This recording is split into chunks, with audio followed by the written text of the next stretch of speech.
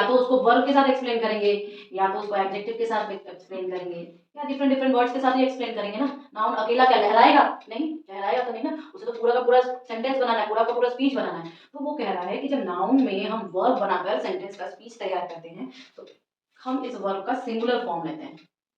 अब समझ में आ गया? सिंगुलर फॉर्म लेते हैं, ठीक है। सिंगुलर फॉर्म बहुत सारी चीजें होती हैं, ठीक है। कुछ भी लिखो, जैसे कि सिंगुलर फॉर्म में तो ES लगता है या S लगता है, कुछ भी हो सकता है, ठीक है। जैसे कि मान लो कि राधा कुक कुकीज, कुक्स कुकीज होगा, यहाँ पर क्या होगा बताओ मुझे? कुक्स कुकीज होगा या कुक कुकीज होगा?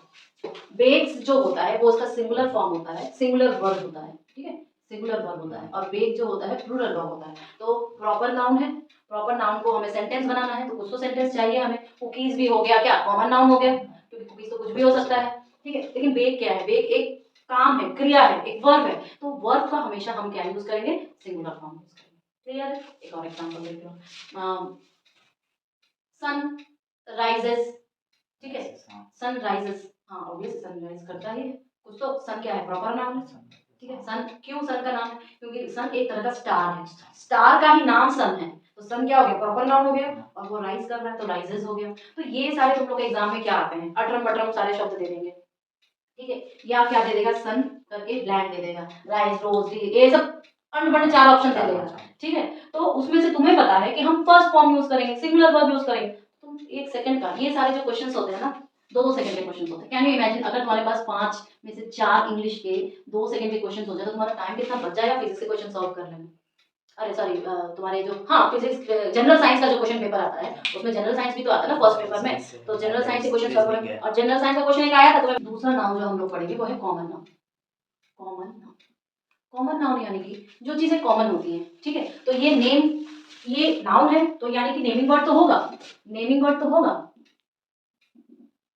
नेमिंग वर्ड तो होगा। लेकिन कैसा नेमिंग वर्ड होगा? जो पूरे के पूरे आपके कॉमनली यूज करते हैं। जैसे कॉमनली क्या यूज करते हैं? टीचर यूज करते हैं, कॉमनली बॉय यूज करते हैं, कॉमनली गर्ल यूज करते हैं, कॉमनली एक्टर यूज करते हैं। लेकिन इसी कॉमन नाउन को जब हम प्रॉपर नाउन बनाते हैं तो क्या टीचर का नाम कुछ भी हो जाएगा, रामा शर्मा सिया कुछ भी लिख दो, तो हमने राव लिख दिया, प्रोफेसर राव, ठीक है, टीचर हो गए।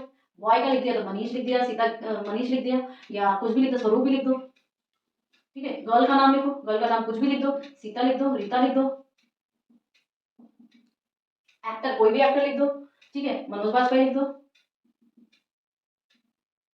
सो these are the what, these are the specific names. लेकिन उसका कॉमन फॉर्म क्या है? ये।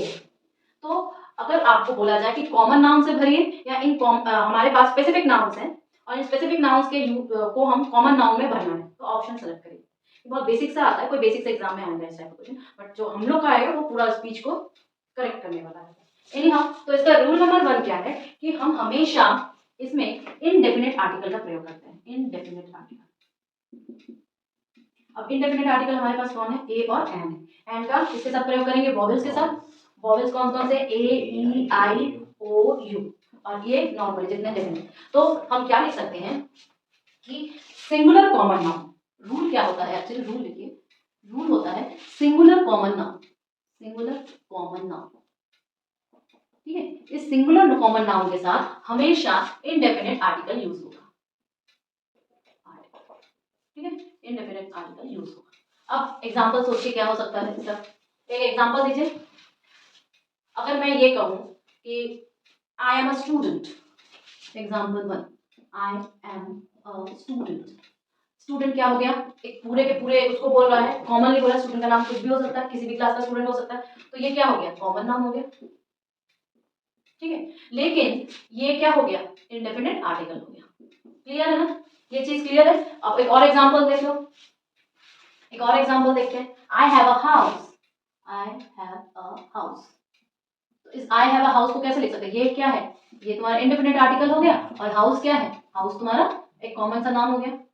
क्यों? इसका कुछ भी ना, हाउस कैसा भी हो सकता है, बड़ा छोटा मंजिला, किसी भी कलर का हो सकता है, कुछ भी हो सकता है। So these are what your singular common noun, ठीक है। हाउस एक ही बोल रहा है, याद भी रहे, यहाँ पर एक ही हाउस है, यहाँ पर एक ही स्टूडेंट है, ठीक है। इसलिए क्या बोला है कि सिंगुलर कॉमन नाउन, ठीक है, सिंगुलर कॉमन नाउन। और साथ में I have an umbrella, I have an umbrella, umbrella example an का हो गया, एन भी इंडेफिनिट आर्टिकल है और ये यू से शुरू हो रहा है इसलिए वोवेल से स्टार्ट हो रहा है, तो एन लगा दिया। क्लियर है ना? तो रूल 1 क्या है? ये है। अब रूल क्या बोल रहा है कि अगर ये बहुत सिंपल सा कॉमन नाउन होता है। रूल 2 क्या कहता है? रूल 2 कह रहा है अगर मेरे पास डेफिनेट कॉमन नाउन है तो हम डेफिनेट आर्टिकल यूज करेंगे। अब डेफिनेट मतलब क्या होता है? डेफिनेट हम लोग जानते हैं कि डेफिनेट का मतलब होता है कि डिफाइन किया गया है, उसको बताया गया है। जैसे कि अगर मैं बोलूं स्टूडेंट तो मैं कहूंगी कि वही वाला स्टूडेंट, ठीक है? मतलब अगर मैं ये कहूं कि सीता ही स्टूडेंट है तो मेरा क्या हो गया? डेफिनेट कॉमन नाउन हो गया। क्यों? क्योंकि स्टूडेंट कॉमन नाउन है और स्टूडेंट को ही हम डिफाइन कर रहे हैं तो हम उसके साथ क्या यूज करेंगे? डेफिनेट आर्टिकल यानी कि द का इस्तेमाल। तो रूल 2 क्या कह रहा है? रूल 2 कह रहा है अगर मेरे पास डेफिनेट कॉमन नाउन है, डेफिनेट कॉमन नाउन है तो हम क्या करेंगे? डेफिनेट आर्टिकल का प्रयोग करेंगे। डेफिनेट आर्टिकल, ठीक है? अब ये डेफिनेट आर्टिकल होता क्या है भाई? द होता है, सीधे सीधे द का यूज करेंगे। किसके करेंगे? कहाँ यूज करेंगे? इसके पहले यूज करेंगे। तो एग्जांपल के तौर पे कैसे लिखें? मान लो एग्जांपल है ऑल द स्टूडेंट्स, तो अब मुझे बताओ कि ये क्या हो गया? द हो गया, स्टूडेंट्स हो गया, of Helix are smart and good, smart and good. अब ये स्टूडेंट्स तो तुम्हारा कॉमन नाउन हो गया, स्टूडेंट क्या हो गया? कॉमन नाउन, ठीक है? लेकिन इस कॉमन नाउन को डिफाइन किया गया है। कैसे डिफाइन किया गया? डेफिनेट बनाया गया है इसके हेल्प से। डेफिनेट बनाया गया है, डेफिनेट बनाया गया, ठीक है? डेफिनेट बनाया गया इसके हेल्प से, इसलिए मैंने क्या लिखा? डेफिनेट आर्टिकल लिखा। क्लियर है ना? और एक एग्जाम्पल नहीं है कि तुम्हें खुद से ही एग्जाम्पल का मतलब सीखना ही है, क्वेश्चन ही सॉल्व करना, नहीं। सॉल्व क्वेश्चन पढ़ा करो पहले। जैसे हम लोग फिजिक्स में जब 11 स्टार्ट करते हैं तो हम लोग क्या करते हैं? पहले हम लोग सॉल्व बहुत सारा सॉल्व करते हैं, तब जाके अपने को समझ में आता है कि हाँ, जैसे इंटीग्रेशन, जब पहली पहली बार इंटीग्रेशन सीखते थे, सोचिए आप लोग क्या करते थे? हम लोग भी करते थे, पहले हम लोग सॉल्व करना देख देख के सॉल्व करते थे, फिर जाके अपने को दिमाग सेट होता था कि हाँ ऐसे करना। सो जैसे कि एक एग्जाम्पल लेते हैं, और एग्जाम्पल लेते हैं, कैसा एग्जाम्पल लेते हैं कि मान लो she is a teacher of physics, ठीक है? या हम ये लिखते हैं she is the teacher of physics. अब बताओ कौन सा सही होगा? कौन सा सही होगा? द वाला होगा। क्यों द वाला होगा? क्योंकि उसने बोल दिया है, डिफाइन किया है, डिफाइन किया है कि वो फिजिक्स का ही टीचर है, फिजिक्स की ही, सॉरी, फिजिक्स की ही टीचर है। तो क्यों? क्योंकि उसने शी लगाया है। शी क्या हो गया? प्रोनाउन हो गया, ठीक है? टीचर क्या हो गया? कॉमन नाउन हो गया, ठीक है? ये क्या है? उसको डिफाइन कर रहा है तो इसलिए हमने द लगाया। तो ये वाला सेंटेंस गलत हो जाएगा, ये वाला सेंटेंस सही हो जाएगा। तो आपके एग्जाम में क्या आएगा? एग्जाम में यही आएगा, बोलेगा कि इसमें से कौन सा गलत वर्ड है वो लिखिए, ठीक है? जो कि इस सेंटेंस को गलत बना रहा है, ठीक है? अब तुम्हारे पास हजार ऑप्शन दे देगा, ए एन मतलब ए दे देगा, द दे देगा, टीचर दे देगा, कुछ भी उसके दिमाग में ऑफ दे देगा, कुछ भी दे देगा। अब बच्चा गोल में घूमे उसी में कि क्या गलत बना है। ऑब्वियस सी बात है, ए हो बनाना है, द कैसे बना सकता है? द तो देगा ही नहीं, द तो इसमें है नहीं, शी दे देगा, ठीक है? क्लियर? तो कैसे ये चार ऑप्शन दे दिए। अब मुझे पता है कि ए मेरा इस वर्ड को गलत बना रहा है, ठीक है? क्लियर है? तो इस रूल, इस कॉमन नाउन में हम लोगों ने दो चीजें ही पढ़ी, दो ही रूल पढ़े। एक, अगर मेरे पास सिंगुलर इंडेफिनिट कॉमन नाउन है तो हम उसमें क्या? इंडेफिनिट आर्टिकल ही प्रयोग करेंगे, और अगर हमारे पास डेफिनेट कॉमन नाउन है तो हम उसमें डेफिनेट आर्टिकल का प्रयोग करेंगे, ठीक है? तो जब हम बोल रहे हैं कलेक्टिव नाउन, कलेक्टिव नाउन, तो इसका मतलब नेमिंग वर्ड तो होगा क्योंकि नाउन है, नेमिंग वर्ड तो होगा ही क्योंकि वो नाउन है, लेकिन लेकिन कलेक्टिव चीजें बोल रहे हैं। अब कलेक्टिव चीजें क्या क्या हो सकती है? मतलब एक एक उसमें जैसे हम लोग फूलों का गुच्छा बोलते हैं तो बंच बोल देंगे, जैसे कि हम आर्मी बोलते हैं, ठीक है? बोलते हैं आर्मी।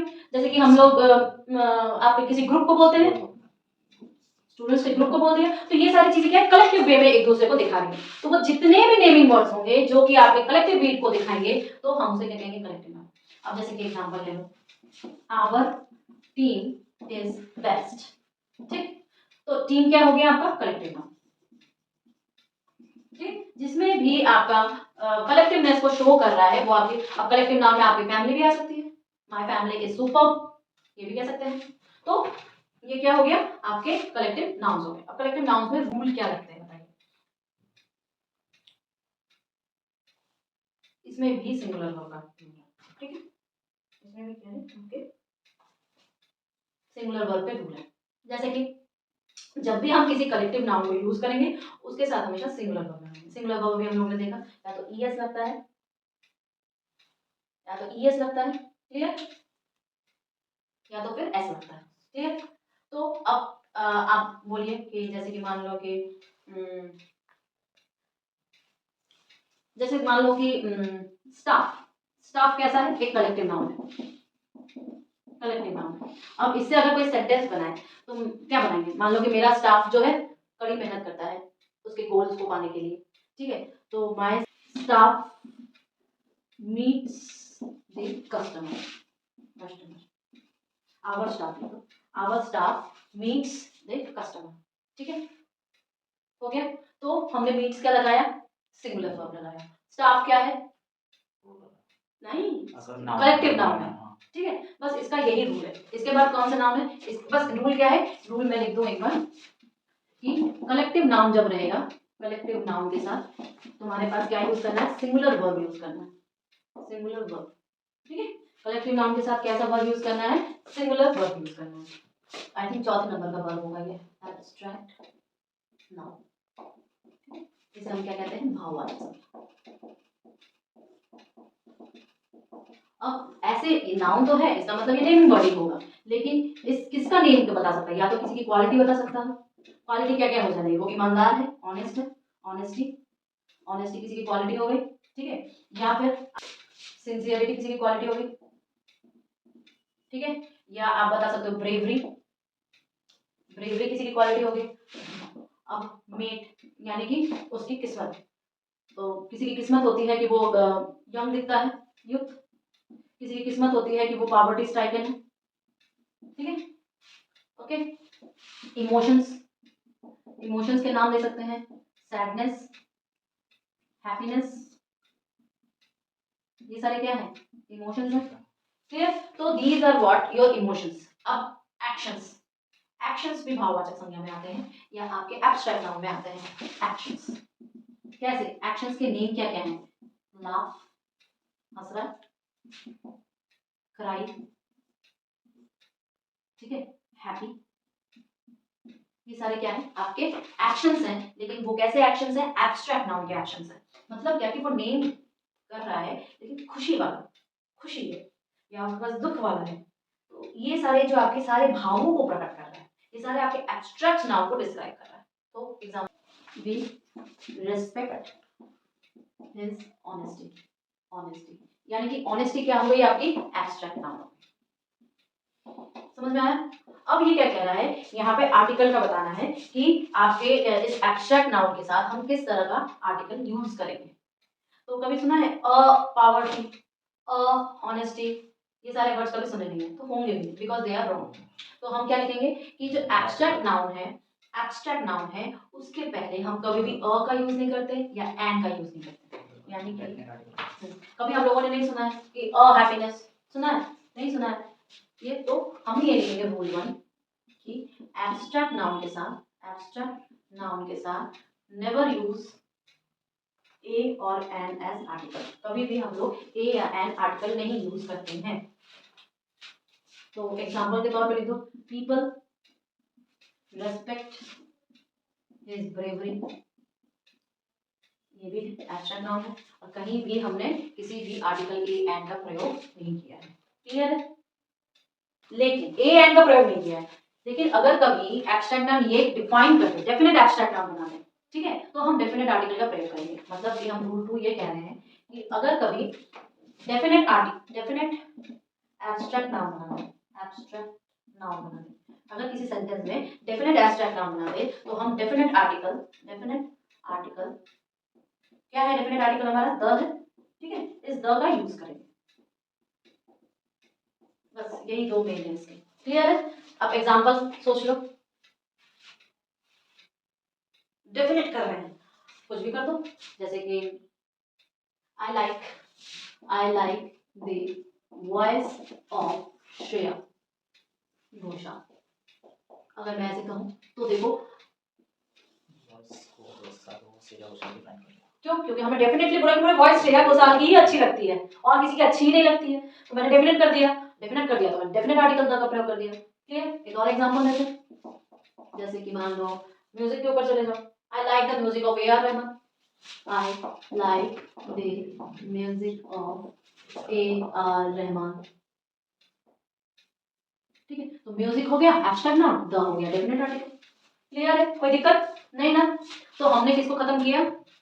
3 नाउन खत्म किया, एब्स्ट्रैक्ट, कलेक्टिव और कॉमन। ठीक है।